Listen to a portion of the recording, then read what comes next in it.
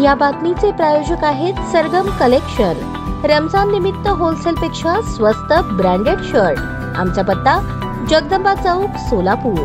सोलापूर शहरात मंगळवारी 2 अतिशय दुर्दैवी घटना घडल्या। एका शाळकरी मुलाचा स्कूल बसच्या चाकाखाली येऊन मृत्यू झाला। या घटनेने सोलापूर शहर हळहळले असतानाच रात्री 9च्या सुमारास एका 9वीत शिकणाऱ्या विद्यार्थिनीचा विजेच्या धक्क्याने मृत्यू झाल्याची घटना समोर आली आहे। जुना एम्प्लॉयमेंट चौकातील कोनापुरे चाळ येथे राहणारी राजनंदिनी अणय कांबळे असे मरण पावलेल्या विद्यार्थिनीचे नाव आहे। सोलापूर शहरात सायंकाळी 6:30 नंतर विजेच्या कडकडाटासह अवकाळी पावसाला सुरुवात झाली, त्यामुळे वादळी वारा सुरू झाल्याने शहरात बराच वेळ लाईट गेली होती। नागरिकांकडून मिळालेल्या माहितीनुसार या वादळी वाऱ्यामुळे विजेच्या तारा सुद्धा हलू लागल्या होत्या। याचमुळे कोनापुरे चाळीत मरण पावलेल्या राजनंदिनी कांबळे या विद्यार्थिनीच्या घरावरून जाणारी विजेची तार तिचा स्पर्श लोखंडी जिन्याला झाल्याने त्यामध्ये करंट उतरला। त्याचवेळी राजनंदिनी हिचा स्पर्श जिन्याला झाल्याने तिला विजेचा जोरदार धक्का बसला आणि ती जागीच कोसळली। हे समजल्यावर नातेवाईकांनी तातडीने विद्यार्थिनीला सोलापुरातील एका खासगी रुग्णालयात हलवले, मात्र डॉक्टरांनी तिला मृत घोषित केले। दरम्यान कोनापुरे चाळ परिसरात महावितरणच्या हलगर्जीपणामुळे या विद्यार्थिनीचा मृत्यू झाल्याचा आरोप या परिसरातील नागरिक करत आहेत। आज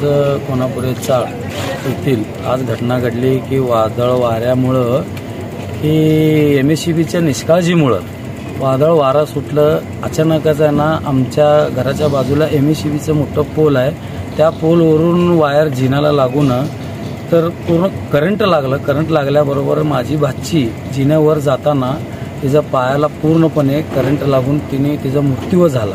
आणि हे पूर्णपणे मृत्यू झाला म्हणजे हिचे मृत्यूचं जबाबदार एमएससीबीवाले आहेत। तर असं काय गोष्ट हिच्या अगोदर झालेले होते, तर आम्ही त्याला वारंवार अर्ज देऊन त्यांच्याकडे आम्ही पोचपावती एनओसी पण आणलेला आहे आणि ते लोक तरीही दाखल घेतले नाहीत। आता जे पुढच्या वेळेस असं परत जरी घटना घडलं तर याचा जबाबदार कोण? एमएससीबीचा आहे आणि ह्या गोष्टीला आम्हाला न्याय मिळाला पाहिजे। आम्ही पोलीस चौकीमध्ये तक्रारही नोंद केलेला आहे। आता आम्ही पुढचंही उद्याच्याला आम्हाला ते एमएससीबीवाले आल्याशिवाय आम्ही बॉडीचं हलवायचा प्रयत्न अजिबात हलवणार नाहीये आणि तिने पूर्णपणे आम्हाला नुकसान भरपाई जे का असेल ते आमचे बाकीचे जे आहे, तिला नवरा नाही आहे एक, तर माझ्या बहिणीला आम्ही ते लहानाचे मोठे आम्ही तिला केलेलं आहे। मी मुलीचा मामा आहे, तर तिला लहानाचं मोठं आम्ही केलेलं आहे। आता तिला पुढच्या वेळेस परत असं दुसऱ्यांवर असं होऊ नये, आता ते आमच्या बहिणीला काहीतरी न्याय असं मिळावला पाहिजे, हे माझी इच्छा आहे।